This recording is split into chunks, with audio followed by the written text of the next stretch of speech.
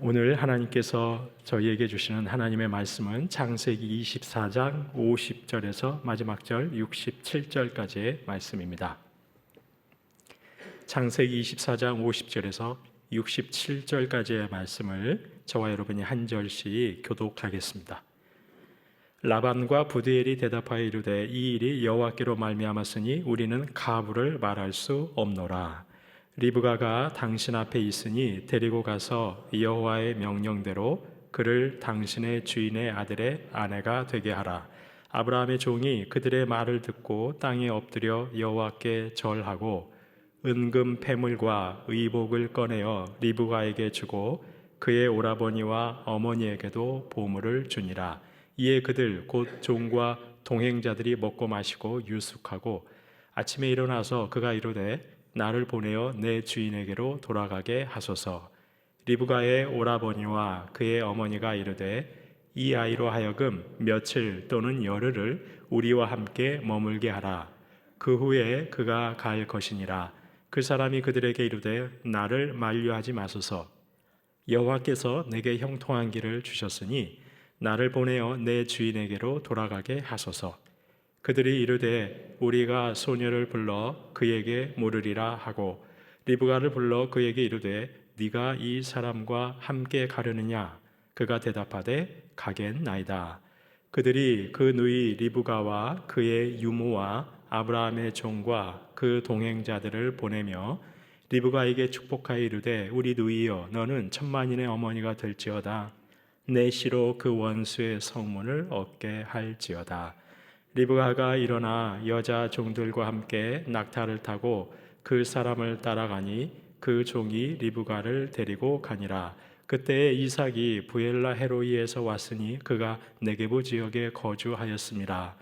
이삭이 저물 때에 들에 나가 묵상하다가 들어 봄에 낙타들이 오는지라. 리브가가 눈을 들어 이삭을 바라보고 낙타에서 내려 종에게 말하되 들에서 배회하다가 우리에게로 마주오는 자가 누구냐? 종이 이르되 이는 내 주인이니이다. 리브가가 너울을 가지고 자기의 얼굴을 가리더라. 종이 그 행한 일을 다 이삭에게 아뢰매 이삭이 리브가를 인도하여 그의 어머니 사라의 장막으로 드리고 그를 맞이하여 아내로 삼고 사랑하였으니 이삭이 그의 어머니를 장례한 후에 위로를 얻었더라. 아멘. 네, 이 창세기 24장은 아브라함의 아들 이삭의 신부감을 찾는 내용입니다. 아브라함의 종이 아브라함의 고향으로 가서 아브라함의 친족에게로 가서 이삭의 아내 리브가를 만나 이삭과 리브가가 마침내 결혼한다는 내용입니다. 이러한 내용이 기록된 이 창세기 24장은 창세기 전체에서 가장 긴 장입니다. 이삭의 아내를 찾고 마침내 이삭과 리브가가 결혼하는 이 내용을 아주 길게 상세하게 기록합니다. 오늘 이제 이런 내용의 마지막 부분에서 저와 여러분이 꼭 주목해야 하는 세 가지 정도의 내용을 가지고 본문을 살펴보고자 합니다. 먼저 저희가 본문에서 주목할 수 있는 꼭 주목해야 하는 첫 번째는 리브가의 반응입니다. 아브라함의 종은 라반과 그의 집 사람들에게 하나님께서 리브가를 만나기까지 인도하신 과정을 상세하게 설명했습니다. 이에 라반은 이 일이 거부할 수 없는 여호와로 말미암은 일이라고 말하면서 결혼을 승낙합니다. 라반은 하나님을 온전히 믿고 경외하는 자는 아니었습니다. 하지만 아브라함의 종의 이런 상세한 설명과 하나님의 도우심으로 결혼을 승낙합니다. 이에 아브라함의 종은 혼인이 성사되자 서둘러서 주인에게로 돌아가고자 합니다. 종은 애탁의 소식을 기다리고 있을 주인을 한시도 잊지 않고 있었던 것이죠. 하지만 바로 돌아가고자 하는 종에게 라반과 리브가의 어머니는 좀 더 머물라고 만류합니다. 그런데도 종은 나를 만류하지 말고 여호와께서 내게 형통한 길을 주셨으니 나를 보내어 내 주인에게 돌아가게 해달라라고 재차 부탁을 합니다. 이에 라반과 어머니는 그럼 리브가에게 물어보자고 합니다. 좀 더 머물다 가는 것이 어떻겠느냐, 리브가에게 물어보자고 하죠. 58절입니다. 리브가를 불러 그에게 이르되 네가 이 사람과 함께 가려느냐? 그가 대답하되 가겠나이다. 리브가에게 물었는데 리브가는 종의 말대로 지금 가겠다고 합니다. 즉시 떠나겠다고 말합니다. 참 놀라운 결단이죠. 성도님 여러분, 저희는 이 리브가의 결단을 너무 인간적으로만 해석하려 해서는 안 됩니다. 실은 결혼을 하려면 준비할 것도 많을 것입니다. 마음의 준비도 해야 할 겁니다. 더구나 부모와 가족들에게 이별을 받아들일 수 있는 시간을 주는 것이 마땅해 보입니다. 인간적으로 보면 이렇게 급하게 떠날 일인가 싶은 것이죠. 하지만 저희는 이 리브가의 결단을 구속사의 관점에서 해석해야 합니다. 아브라함과 그의 아들 이삭이 친족과 결혼한 것을 지금 우리의 인간적인 기준으로 해석하는 것이 아니라 하나님의 구속사의 관점에서 해석하듯이 이 역시도 하나님의 구속사의 눈으로 좀 바라볼 필요가 있는 것이죠.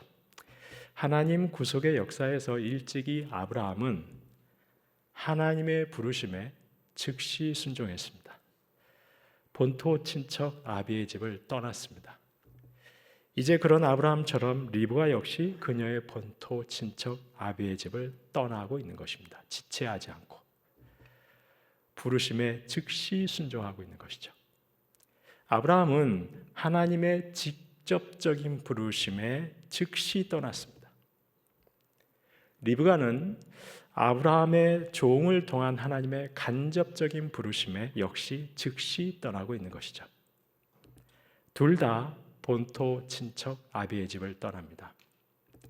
리브가는 시아버지 아브라함을 참 많이 닮았습니다. 나그네를 환대하는 것도 닮았고 하나님의 부르심에 즉각 순종하며 떠나는 것 역시 닮았습니다. 성도님 여러분, 그렇습니다. 저희가 하나님을 믿는다고 할 때 그 믿음은 하나님의 부르심에 대한 응답입니다. 그리고 그 응답은 구체적으로 떠나는 것으로 드러납니다. 믿음은 떠나는 것입니다. 그럼 구체적으로 무엇에서 떠남인 것일까요? 저희는 무엇에서 떠나야 하는 것일까요? 옛 사람으로부터의 떠남입니다. 옛 삶의 습관으로부터 떠나야 되는 겁니다. 에베소서 4장 22절입니다. 너희는 유혹의 욕심을 따라 썩어져가는 구습을 따르는 옛 사람을 벗어버리고, 썩어져 없어질 옛 삶의 방식에서 떠나야 되는 겁니다. 사실 저를 비롯해 많은 성도님들이 예수님을 믿는다고는 하시는데 잘 변하시지 않습니다. 아니, 떠나시는 것이 없습니다. 아니, 보다 엄밀하게 말하면 저희는 예수님을 구주로 믿고 이미 새롭게 변화된 존재들입니다. 새로운 피조물이 되었습니다. 새롭게 창조된 자들입니다. 하지만 새롭게 변화된 자로서, 새롭게 창조된 자로서 그 변화된 존재들답게 살아가지 못합니다. 여전히 과거 옛 습관에 머물러 있는 것이죠. 물론 옛사람을 벗어버린다는 것, 옛 삶의 방식을 벗어버린다는 것 단번에 이루어지는 것이 아닙니다. 옛 삶의 방식을 벗어버린다는 것은 단순히 몇 가지 삶의 습관이 바뀌는 것만이 아닌 것이죠. 세계관이 바뀌는 겁니다. 인격 자체가 바뀌는 겁니다.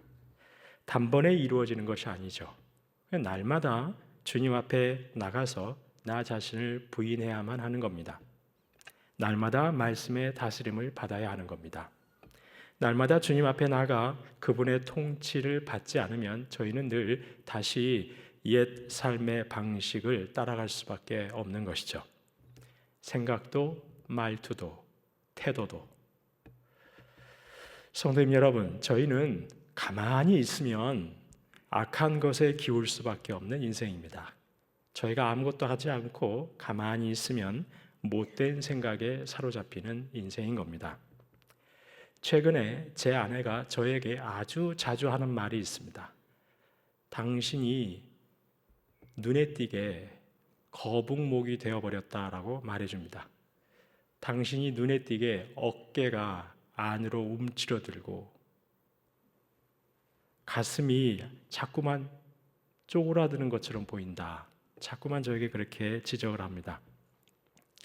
실은 거북목 그리고 상체가 안쪽으로 움츠리는 자세는 건강에 매우 좋지 않은 것이죠.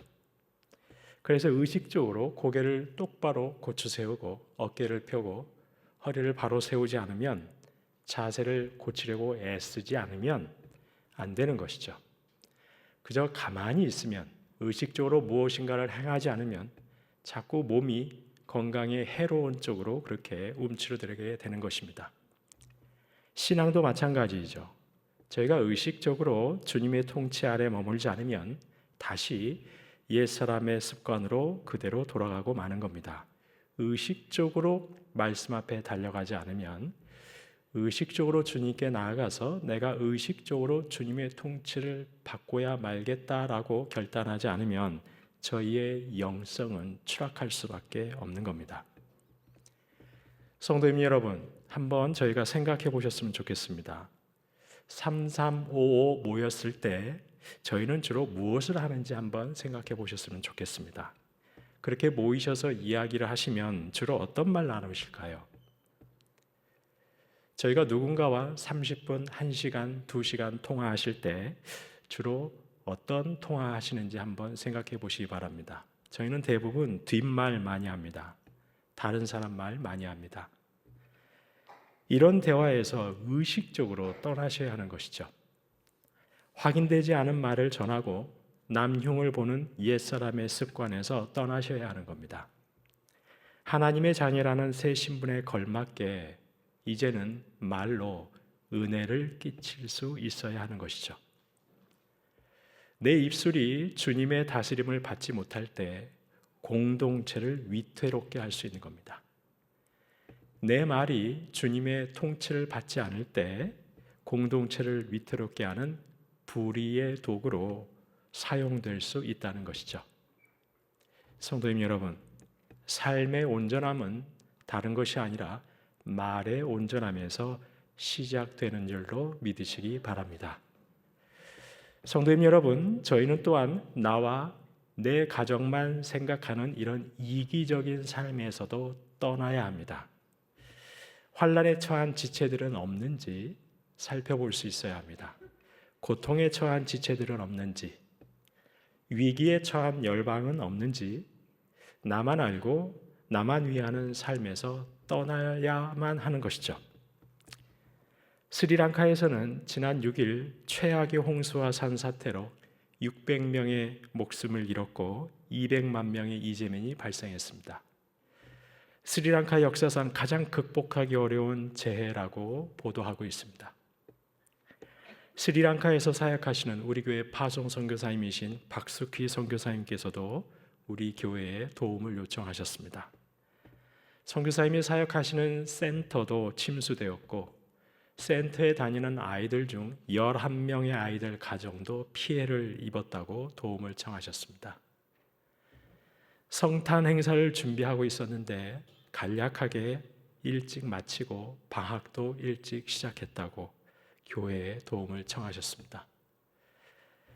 태국과 캄보디아는 오래전부터 국경 분쟁으로 몸살을 앓고 있었습니다. 그런데 지난 7일 태국과 캄보디아 국경에서 무장 충돌이 일어나고 말았습니다. 캄보디아는 태국과 상대가 되지 않습니다. 그래서 캄보디아 국경 지역에 살고 있는 주민들이 접경 지역을 떠나 피난길에 올랐습니다. 국경에서 약 160km 정도 떨어진 곳에서 사역하시는 우리 교회 파송 선교사님이신 조학현 선교사님이 계신 곳에도 피난민들이 몰려들었습니다. 선교사님이 고민하시다가 교회의 도움을 청하셨습니다. 선교사님이 개척 중인 교회도 올해 성탄 행사를 준비하고 있다가 성탄 행사를 취소하고 행사에 들어갈 아주 적은 비용이지만 그 재정으로 피난민들을 돕기로 했다고 우리 교회도 좀 도움을 달라고 도움을 청하셨습니다. 나만, 그리고 내 가정만, 그리고 내 교회만 돌아보는 삶에서 떠나야 하는 거죠. 남몰래 눈물 짓는 지체는 없는지, 위기에 처한 열방은 없는지 저희는 늘 살피고 기도할 수 있어야 하는 겁니다. 성도님 여러분, 여전히 어둠과 음란의 자리에서 떠나지 못하고 계시지는 않으십니까? 이제 일어나 떠나시기 바랍니다. 떠남은 지속적이어야 합니다. 한 번 떠나는 것으로 끝나는 것이 아닙니다. 저희는 주님 앞에 서는 그날까지 늘 떠나야 합니다. 날마다 떠나야 합니다. 날마다 옛 습관에서 떠나야 합니다. 그리하여 하나님을 따라 의와 진리의 거룩함으로 지으심을 받은 새 사람을 입으시는 저와 여러분 다 되시기를 주님의 이름으로 축원합니다. 본문에서 저희가 주목할 수 있는 두 번째, 이삭이 아브라함의 종이 오기를 기다리면서 보이는 태도입니다. 자, 이렇게 아브라함의 종은 즉시 가겠다고 하는 리브가를 데리고 이제 돌아옵니다. 그런데 그때 이삭이 이 아브라함의 종을 기다리면서 보이고 있는 태도, 그가 무엇을 하고 있습니까? 오늘 보면 63절입니다. 이삭이 저물 때에 들에 나가 묵상하다가 눈을 들어보매 낙타들이 오는지라. 이삭은 해가 저물 때에 들에 나가 묵상하고 있었습니다. 그러다가 낙타들이 오는 것을 보았습니다. 이삭은 아브라함의 종을 기다리면서 무엇을 하고 있었다고요? 묵상하고 있었다는 겁니다. 그런데 여기서 묵상하다라고 번역된 히브리 단어 슈트라는 단어인데, 이 슈트라는 단어가 성경에서 딱 한 번, 오늘 본문 63절에서밖에 사용되지 않았다는 겁니다. 그래서 사람들이 대체 이 단어는 주로 어떻게 사용되는지 해석하기가 무척 어렵다는 것이죠. 하지만 이 단어의 기본적인 뜻이 무엇이냐면 걸어다니다, 산책하다는 뜻이 있다는 겁니다. 그래서 사람들이 이 단어를 이렇게 해석하는 거죠. 거닐면서 산책하면서 하나님을 묵상하고 하나님께 기도했다. 그래서 우리 개역개정도 묵상하다, 기도하다라고 번역을 하는 겁니다. 이제 이삭은 올 때가 된 종을 기다리면서 저물 때 들에 나가 묵상하고 있었습니다. 기도하고 있었습니다. 산책하면서 바람 쐬며 거닐면서 한적한 곳에서 하나님의 때를 구하면서 하나님의 방법을 구하면서 하나님의 도우심을 구하면서 하나님께 기도하고 있었던 것입니다. 그날 한 번만이 아닙니다. 히브리어 본문은 이삭이 습관에 따라서 묵상한다고 기록하고 있습니다. 평소 습관처럼 그날도 저녁 무렵 조용히 한적한 들판에 나가 묵상하고 있었던 겁니다. 습관에 따라 하나님의 도우심을 구하며 기도하고 있었던 것입니다. 성도님 여러분, 이제 아브라함의 종이 이삭의 아내가 될 리브가를 데리고 오는 중입니다. 이제 이삭의 아내를 찾는 일, 이삭이 리브가 결혼하는 일, 이것을 기록한 이 창세기 24장의 기나긴 내용은 결말을 향해 가고 있습니다. 그런데 이 결말의 순간, 이 마지막 순간, 이삭은 지금 뭘 하고 있는 것이죠? 기도하고 있는 것입니다. 그렇습니다. 실은 이삭의 이 신부감을 찾는 일, 기도로 시작했고 기도로 진행되었고 이제 기도로 마치고 있는 것입니다. 아브라함은 이삭의 신부감을 찾으며 종에게 맹세하게 했습니다. 다른 어떤 것 아니라 무엇에 두고 맹세하게 했습니까? 하늘의 하나님, 땅의 하나님이신 여호와 하나님께 맹세하게 했습니다. 아브라함은 아들 이삭의 결혼을 위해 무엇보다 먼저 하나님을 의지하면서 하나님께 맹세하면서 하나님의 도우심을 구하며 기도했던 것입니다. 아브라함의 종 역시 먼저 하나님께 기도했습니다. 그 노련하고 경험 많은 지혜로운 종도 하나님을 의지하며 기도했습니다. 그리고 이제 이삭 역시 기도하고 있습니다. 아브라함의 기도로 시작했고 종의 기도로 진행되었고 이삭의 기도로 마무리되고 있습니다. 하나님, 하나님이 하시지 않으면 아들 이삭의 신부감을 찾을 수 없습니다. 하늘의 하나님, 땅의 하나님이신 여호와 하나님 도와주옵소서. 하나님이 순조롭게 만나게 하시지 않으면 제가 주인 아브라함의 아들 이삭의 신부감을, 나의 새로운 여주인을 만날 수가 없습니다. 하나님 제발 도와주옵소서. 하나님 아무리 이 종이 신뢰할 만하고 능력이 많다 하더라도 하나님이 도와주시지 않으면 이 종이 저의 아내 될 사람을 만날 수가 없습니다. 그 사람을 이곳까지 데려올 수가 없습니다. 주님 도와주옵소서. 아브라함도 아브라함의 종도 이삭도 간절히 하나님의 도우심을 구하며 기도했습니다. 예수님께서는 심령이 가난한 자는 복이 있나니 천국이 그들의 것이미요라고 말씀하셨습니다.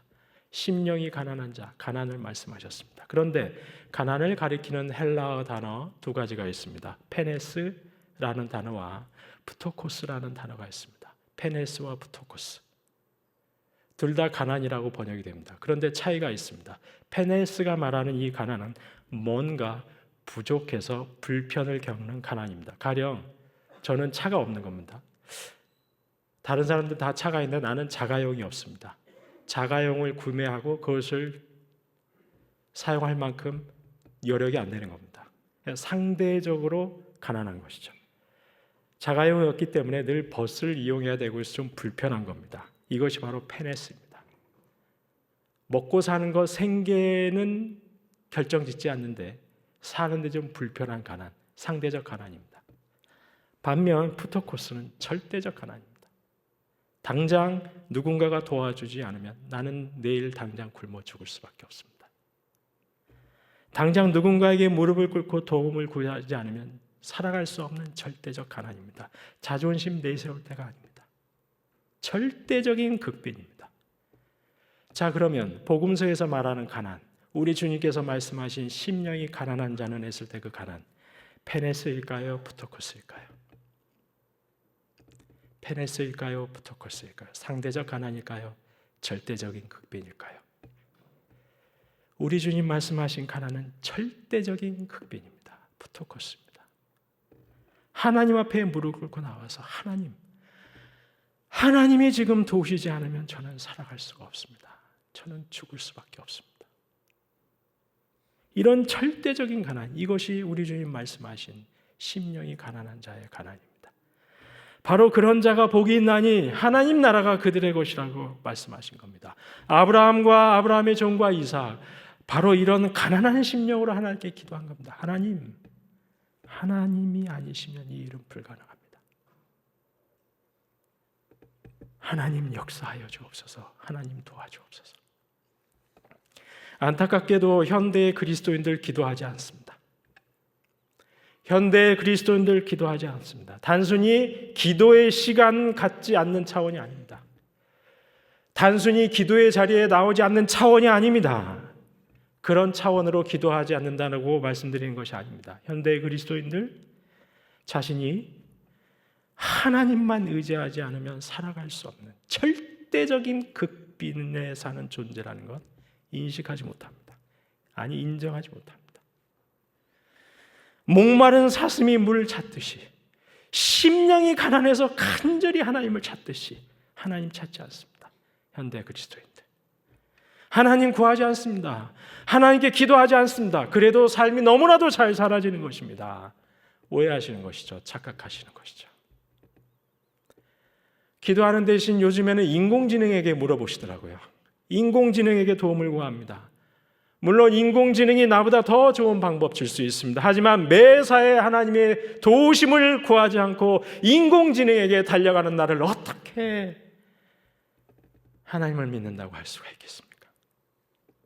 어떻게 하나님을 믿는 자요, 심령이 가난한 자요, 그런 나를 향해 천국이 너의 것이라고 말할 수가 있겠습니까? 과학기술이 아무리 발달해도, 저희의 삶이 아무리 편안해지고 안락해져도, 저희가 백수를 누려도 인생은 하나님의 도우심이 없으면 단 1초도 살아갈 수밖에 없는 심령이 가난한 자에 불과한 것입니다. 삶이 무탈하십니까? 오해하지 마시기 바랍니다. 성도님 여러분, 날마다 가난한 심령으로 주님 앞에 나아가시기 바랍니다. 주님 도움 구하시기 바랍니다. 이것이 저희가 사는 유일한 길이라는 것 절대 잊지 마시기 바랍니다. 모든 일을 시작하시면서, 모든 일 진행하시면서, 모든 일 마무리할 때까지 항상 기도하실 수 있는 저와 여러분 되시기를 주님의 이름으로 축원합니다. 이삭과 리브가가 결혼하는 오늘 본문에서 저희가 이제 주목할 세 번째, 이 모든 일의 결과입니다. 이 모든 일의 결과. 창세기 24장에 기록된 이삭의 신부감을 찾는 과정, 그리고 이삭과 리브가가 결혼하는 이 모든 일의 결과. 이 결과를 성경은 어떻게 말씀하고 있습니까? 오늘 본문의 마지막 절 67절입니다. 이삭이 리브가를 인도하여 그의 어머니 사라의 장막으로 드리고 그를 맞이하여 아내로 삼고 사랑하였으니 이삭이 그의 어머니를 장례한 후에 무엇을 얻었더라고요? 위로를 얻었더라. 이삭은 저물 때 들에 나가 묵상했습니다. 기도하고 있었습니다. 종의 발걸음을 하나님께서 인도해 주시도록, 자신의 아내를 찾는 일에 하나님께서 순조롭게 인도해 주시도록 기도했습니다. 아울러 한적한 곳에서 조용히 기도하는 가운데 이삭은 어머니에 대한 그리움이 풀릴 듯 몰려왔을 것입니다. 3년 전에 이삭은 어머니 사라의 장례를 치렀습니다. 실은 사라에게 아들 이삭 어떤 아들입니까? 생명과도 같은 아들입니다. 나이 90에 하나님 은혜로 하나님의 기적으로 낳은 아들입니다. 사라에게 아들 이삭은 생명입니다. 생명. 아무것하고도 바꿀 수가 없습니다. 이삭에게도 어머니 사라는 남달랐을 겁니다. 그 누구도 대체할 수 없는 어마어마한 사랑을 베푸시는 어머니.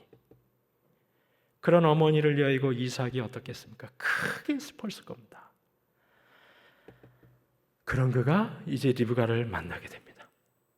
그리고 66절에 보시는 것처럼 이삭은 종으로부터 그동안 있었던 모든 일을 들었습니다. 그동안 어떤 일이 있었는지. 리브가가 지금 여기로 오기까지의 모든 과정 들었습니다. 그리고 그 일을 들으면서 하나님께서 얼마나 놀랍도록 자신을 위해 역사하셨는지 이삭은 알게 되었을 겁니다. 그 모든 하나님의 인도하심을 듣고 그는 리브가를 어머니의 장막으로 드렸습니다. 그리고 그녀를 아내로 맞이하고 사랑했습니다. 본문은 말씀합니다. 이삭이 그의 어머니를 장례한 후에 오랫동안 슬퍼했었는데, 많은 날 슬픔에 빠져 있었는데 위로를 얻었더라. 이삭은 자신을 위로하시는 하나님을 만나게 된 겁니다. 자신의 슬픔을 그냥 놔두지 않으시고 자기보다 앞에 가셔서 모든 것을 계획하시는 하나님, 모든 것을 순조롭게 인도하시는 하나님, 내 슬픔이 변하여 기쁨이 되게 하시는 하나님의 위로하심을 이삭은 만나게 된 겁니다.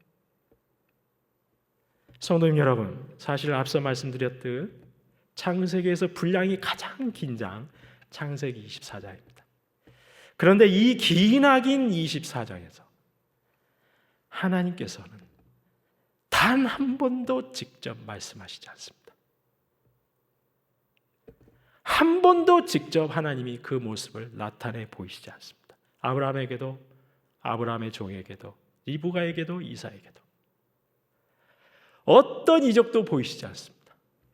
마치 저와 여러분이 일상을 살아갈 때 하나님께서 직접 그 모습을 저희에게 나타내 보이시지 않는 것처럼, 직접 저희에게 나타나셔서 직접 저희에게 말씀하시지 않는 것처럼 창세기 24장 역시 하나님 직접 나타나시지도 않고 직접 그 누구에게도 말씀하시지도 않습니다.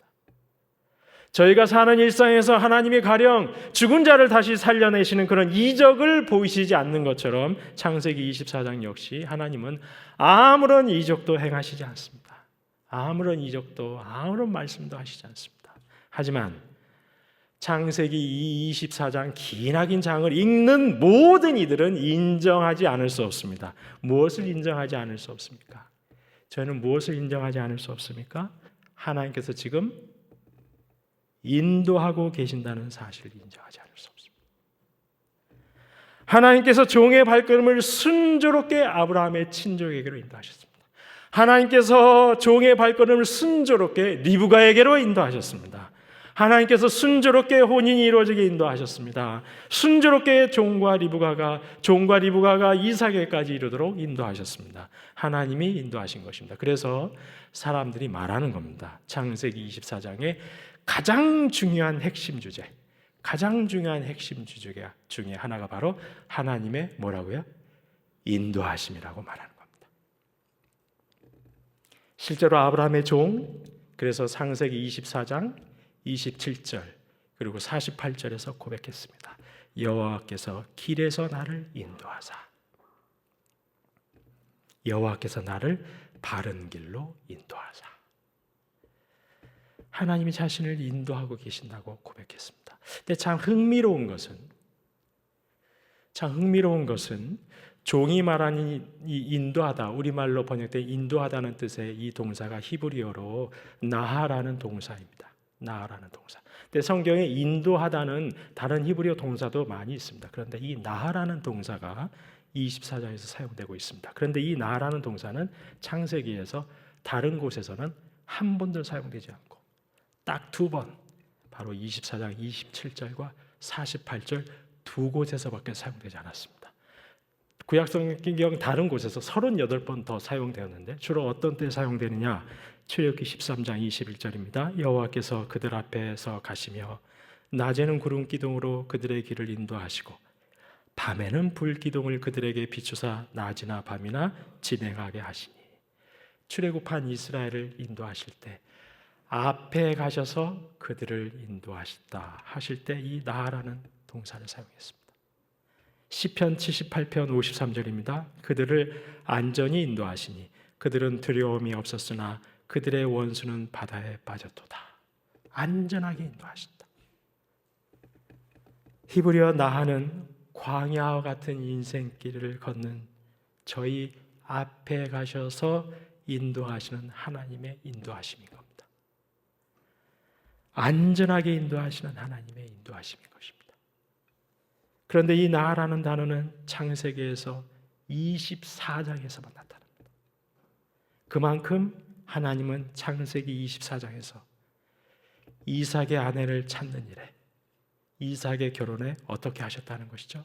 하나님이 앞에 가셔서 인도하셨다는 것이죠. 그 모든 과정을 안전하게 인도하셨다는 겁니다. 왜 그렇게 하셨습니까? 슬픔에 빠진 이삭을 위로하시기 위해서. 성도님 여러분, 저희는 이 땅에 살면서 슬픔을 피할 수가 없습니다. 실패도 피할 수가 없습니다. 좌절도 절대 피할 수 없습니다. 하지만 하나님께서는 저와 여러분을 슬픔의 자리에 그냥 두지 않으십니다. 좌절과 실패의 자리에 그냥 두지 않으십니다. 저희보다 앞서 가셔서 모든 것을 계획하시고 안전하게 인도하십니다. 그래서 시편 30편 11절입니다. 주께서 나의 슬픔이 변하여 내게 춤이 되게 하시며 나의 베옷을 벗기고 기쁨으로 띠우셨나이다. 슬픔이 변하여 춤이 되게 하시고 애통하는 베옷 벗기시고 친히 잔치 옷으로 갈아입도록 하신다는 겁니다. 왜냐하면 예레미야 29장 11절 여호와의 말씀이니라 너희를 향한 나의 생각을 내가 하나니 평안이요 재앙이 아니기 때문입니다. 슬픔과 재앙이 아니기 때문에 하나님은 절대 저희를 그 자리에 내버려 두지 않으시고 변하여 춤이 되게 하시고 기쁨이 되게 하십니다. 너희에게 미래와 희망을 주는 것이기 때문입니다. 과거 슬픔의 자리에 그대로 머물러 있도록 두지 않으시고 미래의 희망을 주시길 원하시는 하나님이시기 때문에. 성도님 여러분, 저희가 살면서 하나님 보이시지 않을 수 있습니다. 하나님이 직접 저에게 말씀하시는 일이 없을 수도 있습니다. 저희 일상에 놀라운 기적이 없을 수도 있습니다. 하지만 하나님께서는 반드시 앞에 가셔서 일하고 계십니다. 저희를 안전하게 인도하고 계십니다. 슬픔을 위로하실 것입니다. 슬픔이 변하여 춤이 되게 하실 것입니다.